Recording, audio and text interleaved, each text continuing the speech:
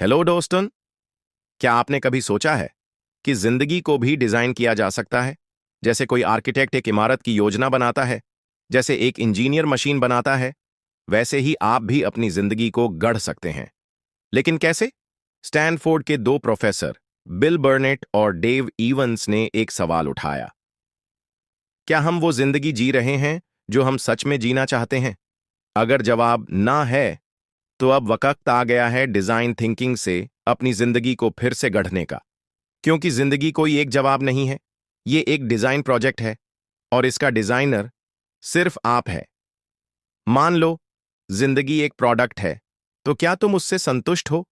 क्या तुम वही जिंदगी जी रहे हो जो तुमने कभी सोची थी? अगर जवाब है नहीं, तो इसका मतलब ये नहीं कि तुम फेल हो गए हो। इसका मतलब है तुमने अब तक अपनी जिंदगी को और डिजाइन नहीं किया है। डिजाइन थिंकिंग यानी सोचना, आजमाना, सीखना और फिर दोबारा कोशिश करना। Fail fast, learn faster. कोई एक परफेक्ट रास्ता नहीं होता, हर रास्ता एक एक्सपेरिमेंटोस है। डिजाइन थिंकिंग जिंदगी को एक सवाल की तरह नहीं देखता, बल्कि एक अर्चनात्मक प्रक्रिया की तरह देखता है, जहां आप पहले से सब कुछ नहीं जानते, पर हर दिन कुछ नया सीखकर कुछ नया बनाते हो। और इस सोच की शुरुआत होती है इन चार सवालों से। एक, मैं कौन हूं? दो, मुझे क्या पसंद है? तीन, मैं किस चीज में अच्छा हूं? चार, मेरी जिंदगी का मकसद क्या है? ये सवाल तुम्हारी जिंदगी की डायरेक्शन तय करते हैं। लेकिन याद रखना, ये जवाब तुम्हें हर सोचने से नहीं, करने से मैस मिलते हैं। तो दोस्तों, डिजाइनिंग योर लाइफ कहती है, सोचो मत कि तुम्हें क्या बनना है, सोचो कि तुम्हें क्या बनाते रहना है। एक डिजाइनर कभी नहीं कहता, बस अब यही फाइनल है। वो कहता है, चलो अगली चीज ट्राई करते हैं। जिंदगी में भी यही माइंडसेट चाहिए। कोई भी डिजाइन एक ही बार में परफेक्ट नहीं होता। हर डिजाइन वर्जन 1, वर्जन 2 और फिर वर्जन 10 से बनता है। और तुम भी अपनी जिंदगी का अगला वर्जन बना सकते हो, आज से, अभी से। छोटे छोटे कदम, छोटी छोटी कोशिशें, और हर दिन एक नई दिशा। क्योंकि तुम सिर्फ जिंदा रहने के लिए पैदा नहीं हुए हो, तुम डिजाइन खास करने के लिए आए हो। क्योंकि सच्चाई ये है, जिंदगी में ज्यादातर लोग और फंसे हुए साड़ होते हैं। किसी को समझ नहीं आता कि उन्हें क्या करना चाहिए। किसी को लगता है कि जो कर रहे हैं वो ही उनकी किस्मत है। और कुछ लोग सिर्फ जी रहे हैं, बिना किसी डिजाइन के। डिजाइन थिंकिंग कहता है, तुम्हें अभी फाइनल जवाब बस नहीं चाहिए। तुम्हें चाहिए क्यूरियोसिटी, क्रिएटिविटी और करेज। मत सोचो कि तुम्हें एकदम सही रास्ता मिल जाएगा। सोचो कि तुम्हें एक नया रास्ता क्रिएट बस करना है। और इस रास्ते की शुरुआत होती है चार सवालों से। एक, आप हैं कौन? दो, आपको क्या चीजें उत्साहित करती हैं? तीन, आप क्या अच्छा करते हैं? चार, आपकी जिंदगी का मकसद क्या है? इन सवालों का कोई एक सही जवाब नहीं होता। डिजाइन थिंकिंग कहता है, ट्राई करो, सीख करो, ग्रो करो। दोस्तों, डिजाइनिंग योर लाइफ हमें यह सिखाती है कि जिंदगी को सॉल्व लाइज नहीं करना, जिंदगी को डिजाइन वॉस करना होता है। हर इंसान का रास्ता अलग है, हर जिंदगी का डिजाइन अलग है।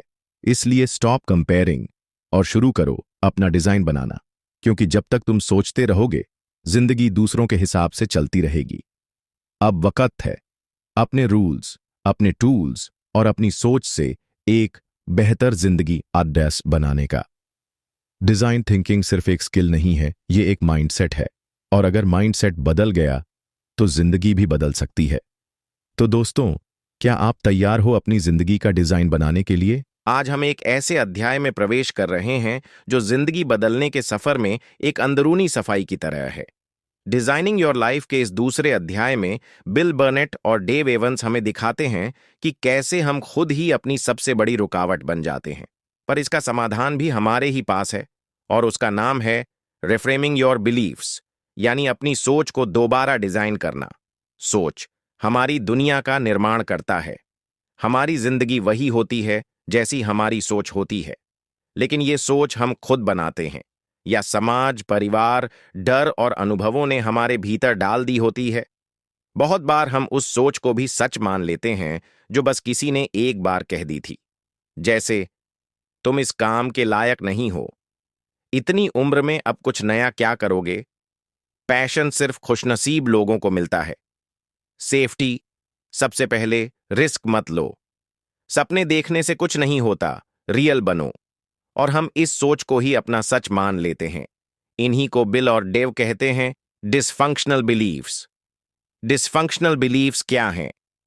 डिसफंक्शनल बिलीफ्स वो सोचें होती हैं जो हमें आगे बढ़ने से रोकती हैं, जो हमें सीमित करती हैं, जो हमारी संभावनाओं को कुचल देती हैं बिना हमें एहसास दिलाए। ये बिलीफ्स बाहर से नहीं आती, ये हमारे अंदर जड़ें जमाकर बैठ जाती हैं। और सबसे खतरनाक बात, हमें ये लगता है कि ये सोच हमारी खुद की है, पर सच्चाई ये है, ये इनहेरिटेड सोच होती है। कभी हमारे माता पिता की, कभी समाज की, कभी स्कूल या ऑफिस की। कुछ आम डिसफंक्शनल बिलीफ से एक, मुझे अपना पैशन पता होना चाहिए। यह सोच हम पर एक दबाव बनाती है, जैसे अगर पैशन नहीं मिला तो हम फेल हो गए। पर सच्चाई ये है, पैशन खोजा जाता है, पाया नहीं जाता। और कई बार वो रास्ते में बदल भी जाता है। दो, एक ही करियर मेरे लिए सही है। ऐसी सोच हमें उस एक रास्ते पर चिपका देती है जिसे हमने कभी जरूरी समझा था। लेकिन जिंदगी में एक से ज्यादा रास्ते हो सकते हैं। डिजाइन थिंकिंग कहता है, कई ऑप्शन डिजाइन करो। 3, मैं बहुत देर कर चुका हूं। उम्र, शादी, बच्चे, जिम्मेदारियां, इन सब के नाम पर हम अपने सपनों को दबा देते हैं। पर सच्चाई ये है, शुरुआत का कोई सही वक्त नहीं होता। आज से बेहतर कोई दिन नहीं। 4, फेल होने का मतलब है कि मैं नाकाम हूं। हमने फेलियर को एंड समझ लिया है, जबकि वो तो लर्निंग का पहला स्टेप है। रीफ्रेमिंग, सोच का पुनर्निर्माण। अब सवाल आता है, क्या इन बिलीफ्स को बदला जा सकता है? जवाब है हां।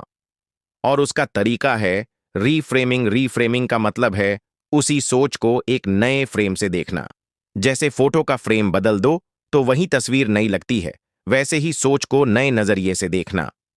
रीफ्रेमिंग के कुछ उदाहरण। डिसफंक्शनल बिलीफ, मुझे अपना पैशन पता होना चाहिए। रीफ्रेम्ड बिलीफ, मैं अपने पैशन को धीरे धीरे एक्सप्लोर कर रहा हूं। डिसफंक्शनल बिलीफ, अगर मैं असफल हुआ तो सब खत्म हो जाएगा। रीफ्रेम्ड बिलीफ, असफलता सिर्फ सीखने का एक तरीका है और डिजाइनिंग का हिस्सा। डिसफंक्शनल बिलीफ, मेरे लिए बहुत देर हो चुकी है। रिफ्रेम्ड बिलीफ, अब तक के अनुभव ही मेरी सबसे बड़ी ताकत है, मैं आज भी नया शुरू कर सकता हूं। रिफ्रेमिंग सिर्फ सोच नहीं, एक स्किल है। रिफ्रेमिंग कोई एक बार करने वाली बात नहीं है, ये एक नियमित अभ्यास है। हर बार जब कोई नेगेटिव सोच आए तो उसे पकड़ना, पहचानना और एक पॉजिटिव, क्रिएटिव सोच से बदल देना। ये मानसिक जिम की तरह है। शुरुआत में मुश्किल लगता है, पर धीरे धीरे आपका दिमाग खुद ही कंस्ट्रक्टिव थॉट प्रोसेस अपनाने लगता है। क्यों जरूरी है ये बदलाव? क्योंकि जब हम अपनी सोच को नहीं बदलते तो बाहर की दुनिया चाहे जितनी भी बदले, हम वहीं के वहीं रह जाते हैं। हमारी सोच हमारे सपनों की सीमा बन जाती है, और जब हम रीफ्रेमिंग सीख जाते हैं तो वही सोच हमारी उड़ान बन जाती है। प्रैक्टिकल एक्सरसाइज, खुद से सवाल पूछिए। अब चलिए एक छोटा सा अभ्यास करते हैं। एक कागज लीजिए और उस पर अपनी एक ऐसी सोच लिखिए जो आपको अंदर से रोकती है। अब उसके नीचे लिखिए, ये सोच कहां से आई? क्या ये वाकई मेरी खुद की सोच है? अगर ये सच न हो तो मैं इस सोच को कैसे रिफ्रेम कर सकता हूं? जब आप ये करेंगे तो आप अपने दिमाग के असली डिजाइनर बन जाएंगे। चैप्टर 2 की अंतिम सीख, आप जो सोचते हो वो सच नहीं होता, पर आप जो मान लेते हो वो आपकी हकीकत बन जाता है। इसलिए जरूरी है सोच को जागरूकता से चुनना। बिल और डेव हमें ये सिखाते हैं कि डिजाइन सिर्फ बाहरी चीजों का नहीं होता, डिजाइन सोच का होता है, डिजाइन आत्मा का होता है, डिजाइन हमारे अपने विश्वासों का होता है। और जब आप अपनी सोच को डिजाइन करना सीख जाते हैं तो फिर जिंदगी को डिजाइन करना भी आसान हो जाता है। क्या आपने कभी ये सोचा है कि आपकी जिंदगी सिर्फ एक रास्ते की मोहताज नहीं है? क्या वाकई में जिंदगी एक ही दिशा में चलने वाली कहानी है, या फिर ये कई संभावनाओं का वो नक्शा है जो हम खुद अपने हाथों से बना सकते हैं। इस अध्याय में हम जानेंगे कैसे तैयार करें अपनी जिंदगी के 3 वर्जन, 3 जिंदगियां, 3 ऑडिसी प्लान्स। स्टैनफोर्ड यूनिवर्सिटी में बिल बर्नेट और डेव एवर्स ने अपने छात्रों को एक एक्सरसाइज दी। उन्होंने कहा, अपनी जिंदगी के 3 ऐसे नक्शे बनाओ जहां तुम हर एक में एक अलग राह पर जा रहे हो। हर प्लान तुम्हारा हो, पर एक जैसा ना हो। हाँ द बिट्टा। ऑडिसी प्लान का मकसद क्या है? ऑडिसी प्लान एक कल्पना नहीं है, ये एक विकासशील डिजाइन द आर्स है। ये हमें हमारी ही संभावनाओं का आईना दिखाता है। अक्सर हम सोचते हैं कि बस एक ही रास्ता है जो सही है, पर सच ये है कि एक इंसान कई अलग अलग जिंदगियां जी सकता है। हर रास्ता एक नई सीख है, हर कहानी एक अलग अनुभव। ऑडिसी प्लान का असली उद्देश्य है सोच का विस्तार, अपनी मान्यताओं और सीमाओं से परे जाकर जिंदगी को नए रूपों में देखना। 3 ऑडिसी प्लान्स बनाने का तरीका। अब चलिए जानते हैं वो 3 वर्जन जो हमें बनाने हैं। पहला प्लान। 1, वो जिंदगी जो आप अभी जी रहे हैं, उसी का बेहतर रूप में इस प्लान में आपको सोचना है। अगर आप अपनी मौजूदा लाइफ को ही कंटिन्यू करें, तो अगले 5 साल में आप कहां होंगे? आप अपने काम, रिश्तों, हेल्थ, पैसे और सेटिस्फैक्शन को कैसे देखेंगे? क्या आप वही काम करते रहना चाहते हैं? क्या आप उसी जगह रहना चाहेंगे? क्या आप इससे खुश होंगे? इस प्लान का मकसद है रियलिटी को एक्सप्लोर करना, बिना भागे हुए। इसमें कोई बड़ा बदलाव नहीं है, बस मौजूदा जीवन का बेहतर डिजाइन पाइसेट है। 2, प्लान 2, वो जिंदगी जो आप जीते अगर मौजूदा करियर रास्ता बंद हो जाए। अब सोचिए, अगर आपकी आज की नौकरी, बिजनेस या करियर अचानक बंद हो जाए, तो आप क्या करेंगे? अगर आपको फिर से शुरुआत करनी पड़े, तो आप कौन सा रास्ता चुनेंगे? कौन सी वो रुचि है जिसे आप अब तक टालते रहे हो? प्लान 2 हमें मजबूर करता है कि हम अपनी छिपी इच्छाओं और निग्लेक्टेड पैशंस को देखें। शायद आप टीचर बनना चाहते थे, या म्यूजिक में करियर बनाना चाहते थे, या कोई ऐसा बिजनेस शुरू करना जो आपकी आत्मा से जुड़ा हो। यह प्लान हमें अपने अंदर झांकने का मौका देता है, बिना किसी बाहरी दबाव के। तीसरा प्लान 3, वो जिंदगी जो आप जीते अगर पैसा, डर और रिस्क कोई मुद्दा ना होता। अब सबसे ज्यादा आजादी देने वाला प्लान। अगर पैसा कोई रुकावट ना हो, समाज की अपेक्षाएं कोई बाधा ना हो, कोई डर ना हो फेल होने का, तो आप क्या करते? क्या आप किसी द्वीप पर लाइब्रेरी खोलते? क्या आप दुनिया घूमते? क्या आप गांव में जाकर खेती करते? क्या आप आर्ट बनाते, किताबें लिखते या बच्चों को पढ़ाते? प्लान 3 आपकी प्योरेस्ट सेल्फ को दर्शाता है, जहां कोई रोक नहीं, कोई सीमा नहीं, बस आप और आपका दिल। हर प्लान के साथ ये 5 बातें लिखनी जरूरी हैं। हेडिंग, प्लान का नाम, क्रिएटिव और पर्सनल। टाइमलाइन, ये प्लान कितने साल चलेगा? 3 साल, 5 साल, 10 साल? विजुअल स्नैपशॉट, आप इस जिंदगी में क्या कर रहे हैं? इम्पैक्ट, इस जीवन का दुनिया पर क्या प्रभाव है? फीलिंग मीटर, इस जिंदगी को जीकर आप कैसा महसूस करेंगे? जब आप ये सब लिखते हैं, तो आप सिर्फ सोच नहीं रहे होते, आप अपनी जिंदगी को एक्टिवली इमेजिन कर रहे होते हो। ऑडिसी प्लानिंग से मिलने वाले फायदे। अब सवाल आता है, इस एक्सरसाइज से हमें क्या मिलेगा? सबसे पहली चीज, आपको ये समझ आएगा कि आप फंसे नहीं हो, आपके पास विकल्प हैं। दूसरी चीज, आपकी सोच का दायरा बढ़ता है, क्रिएटिविटी जगती है। तीसरी चीज, आप अपने इमोशंस को गहराई से समझते हो। और सबसे जरूरी, आप डर से बाहर निकलते हो, क्योंकि अब आपके पास एक नहीं, 3 लाइफ प्लान्स हैं। अब कोई भी असफलता आखिरी नहीं लगती। हर प्लान एक बैकअप है, और हर बैकअप एक नई उम्मीद। ऑडिसी प्लान क्यों जरूरी है? दुनिया कहती है, एक काम पकड़ो और जिंदगी भर वही करो। डिजाइनिंग योर लाइफ कहती है, एक जीवन क्यों पकड़ो जब तुम कई जिंदगियां जी सकते हो। हम सबके अंदर कई किरदार छुपे हैं, और ऑडिसी प्लानिंग उन किरदारों को मंच पर लाने का जरिया है। हर इंसान के अंदर एक टीचर है, एक आर्टिस्ट है, एक यात्री है, एक लीडर है। पर जब तक आप उन्हें सोचते नहीं, लिखते नहीं और प्लान नहीं करते, वो बस ख्वाब बनकर रह जाते हैं। ऑडिसी प्लानिंग उन ख्वाबों को संभवतः में बदलने का पहला कदम है। आपने कभी कोई बड़ा फैसला लेने से पहले मन ही मन रिहर्स किया है? या किसी नई राह पर चलने से पहले उसका थोड़ा अनुभव लेना चाहा हो? अगर हां, तो आप पहले ही प्रोटोटाइपिंग की दुनिया में कदम रख चुके हैं। डिजाइनिंग योर लाइफ का यह चैप्टर एक बेहद अहम स्टेप है, जहां हम सपनों को सिर्फ सोचने या लिखने तक नहीं रखते, बल्कि उन्हें टेस्ट करते हैं, प्रोटोटाइप करते हैं, जिंदगी की एक झलक जीकर देखते हैं। प्रोटोटाइपिंग क्या है? प्रोटोटाइपिंग का सीधा अर्थ है किसी विचार को छोटे स्तर पर आजमाना, बिना उसे पूरी तरह कमिट किए। जिस तरह इंजीनियर या डिजाइनर कोई भी प्रोडक्ट मार्केट में लाने से पहले उसका छोटा मॉडल बनाकर टेस्ट करता है, उसी तरह हम अपनी जिंदगी के आइडिया को छोटे छोटे हिस्सों में जीकर देख सकते हैं कि क्या ये रास्ता वाकई हमारा है। प्रोटोटाइपिंग क्यों जरूरी है?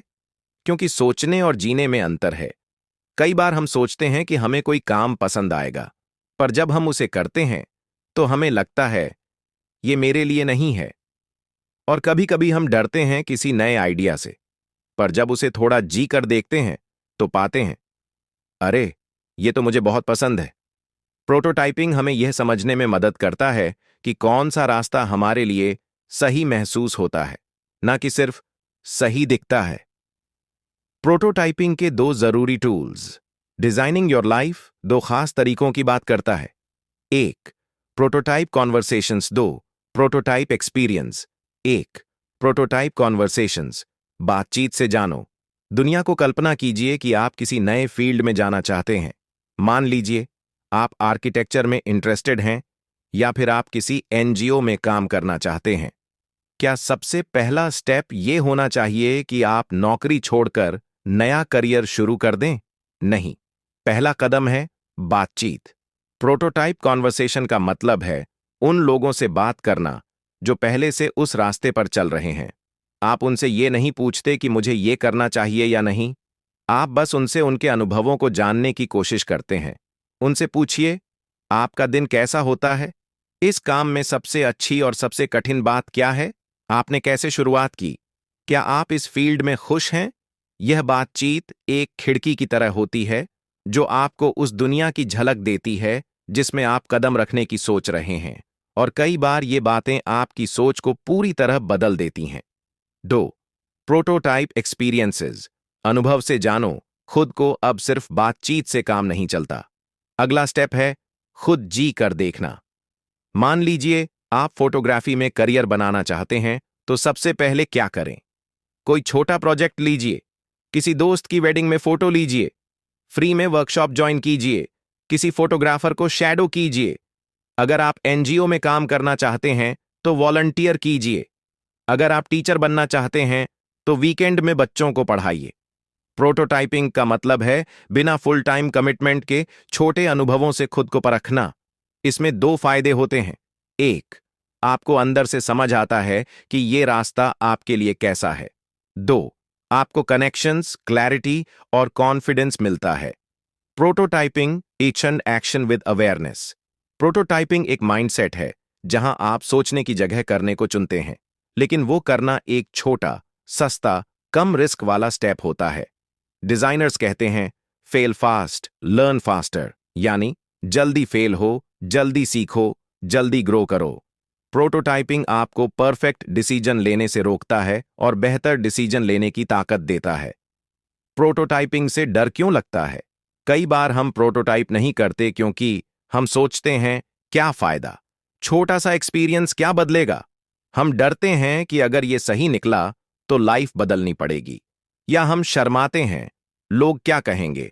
पर याद रखिए, आपकी जिंदगी आपकी है, उसे जानने का हक सिर्फ आपको है। और जब आप प्रोटोटाइप करते हैं तो आप ये हक पूरी तरह इस्तेमाल करते हैं। प्रोटोटाइपिंग के 5 बेसिक रूल्स। 1, क्यूरियोसिटी से शुरू करो। प्रोटोटाइप सवाल से शुरू होता है, जवाब से नहीं। 2, फेलियर को अपनाओ। हर गलत अनुभव एक सही दिशा दिखा सकता है। 3, कमिटमेंट मत करो, छोटे और सीमित प्रयास से शुरुआत करो। 4, बातचीत को हल्के में मत लो, लोगों से बात करना भी गहरा अनुभव होता है। 5, करो, सोचते रहो मत। अंत में एक्शन ही क्लैरिटी लाता है। एक कहानी। अनुभव से रोशनी चलो, एक कहानी से समझते हैं। रीमा एक 35 साल की कॉरपोरेट महिला थी। उसे अपने काम में कोई खुशी नहीं मिलती थी। उसने सोचा, मुझे एनजीओ सेक्टर में जाना है। पर उसने सीधे नौकरी नहीं छोड़ी। उसने वीकेंड्स पर एक एनजीओ में वॉलंटियर करना शुरू किया। 3 महीने बाद उसे समझ आया, एनजीओ में काम करना नोबल है, पर उसे वहां उतना रचनात्मक सेटिस्फैक्शन नहीं मिल रहा। उसे बच्चों को पढ़ाना अच्छा लगा, पर एनजीओ का स्ट्रक्चर नहीं। तो उसने स्कूल में वीकेंड टीचिंग शुरू की, और वहीं से उसे क्लैरिटी मिली कि वो एक शिक्षक बन सकती है। आज वो पार्ट टाइम टीचर है और अपनी कॉर्पोरेट स्किल्स से एजुकेशन करिकुलम डिजाइन करती है। रीमा ने अपने करियर को नहीं, अपनी सोच को डिजाइन किया। चैप्टर 4 की अंतिम सीख प्रोटोटाइप हमें यह सिखाता है कि आपको पूरी जिंदगी का नक्शा तैयार नहीं करना होता, बस अगला मोड़ देखना होता है। हर छोटा स्टेप आपको उस बड़ी जिंदगी की तरफ ले जाता है जो आपके अंदर छुपी हुई है। डिजाइनर्स हर आइडिया को बिना कमिटमेंट के एक्सप्लोर करते हैं। हम में से ज्यादातर लोगों को यह सिखाया गया है कि असफलता से डरो, गलती मत करो, और अगर फेल हो गए तो शायद तुम इस काम के लायक ही नहीं थे। लेकिन दोस्त, अगर हम ऐसा सोचते रहेंगे तो हम कभी आगे नहीं बढ़ पाएंगे। डिजाइनिंग योर लाइफ का यह 5वां अध्याय हमें एक बिल्कुल नई सोच देता है। फेल फास्ट और ग्रो फास्टर, यानी जल्दी गलतियां करो ताकि जल्दी सीख सको, जल्दी बदल सको और तेजी से आगे बढ़ सको। अंडर सोफा, असफलता डर नहीं, दिशा है। असफलता को अक्सर हम एक अंत समझते हैं, पर असल में असफलता हमें रास्ता दिखाती है कि क्या नहीं काम कर रहा और कहां कुछ नया आजमाने की जरूरत है। एक डिजाइनर की तरह सोचो, जब भी कोई डिजाइन फेल होता है तो वो उसे छोड़ता नहीं, वो उसमें सुधार करता है। वो प्रोटोटाइप बदलता है, फीडबैक लेता है और फिर से बनाता है। क्यों? क्योंकि उसे पता है, गलतियों के बिना बेहतरी नहीं आती। डम्ब्रस आल्ला, फेलिंग फास्ट का मतलब क्या है? फेलिंग फास्ट का मतलब ये नहीं कि आप जानबूझकर गलतियां करें। इसका मतलब है जल्दी जल्दी छोटे कदम उठाना, जल्दी जल्दी चीजों को आजमाना, ताकि जो काम न करे उसे छोड़कर आगे बढ़ सको। ये एक टेस्टिंग प्रोसेस है जिसमें हर फेलियर आपको सही दिशा की ओर ले जाता है। फातन उदाहरण, आरव की कहानी। आरव एक अच्छी आईटी जॉब में था। हर कोई उसे सफल मानता था, पर अंदर से वो थक चुका था। उसने एक दिन डिसाइड किया कि उसे एंटरप्रेन्योरशिप ट्राई करनी है। पहला स्टार्टअप फ्लॉप, दूसरा स्टार्टअप जीरो फंडिंग, तीसरे में लोग हंसने लगे। पर आरव रुका नहीं। हर बार उसने एक चीज सीखी, क्या काम नहीं करता और क्यों। चौथी बार उसने अपनी सीखी हर चीज लगाई और वो आइडिया चल पड़ा।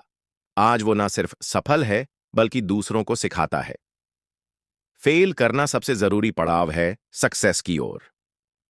नवोडॉल्य, लर्निंग लूप्स, गलतियों से सीखना। डिजाइन थिंकिंग में एक बहुत पावरफुल चीज है लर्निंग लूप्स।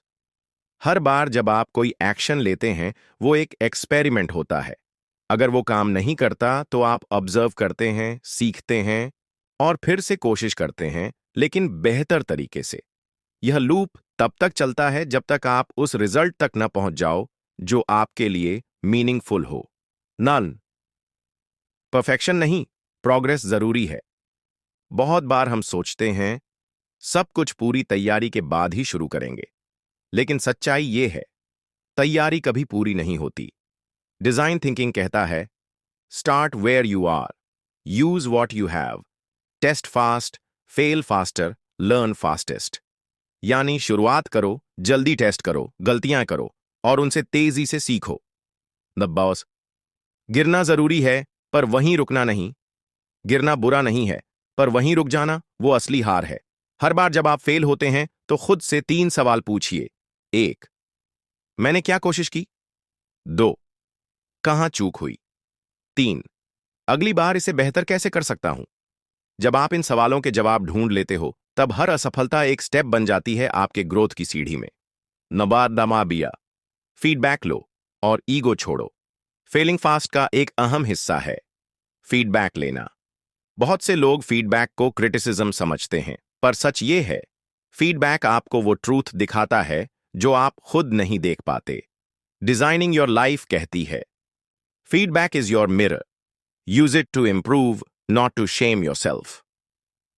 तो जब कोई आपको बताता है कि कुछ ठीक नहीं है, तो डरो मत, बुरा मत मानो, बल्कि पूछो, धन्यवाद, अब मैं इसे बेहतर कैसे बनाऊं? Fehling fast.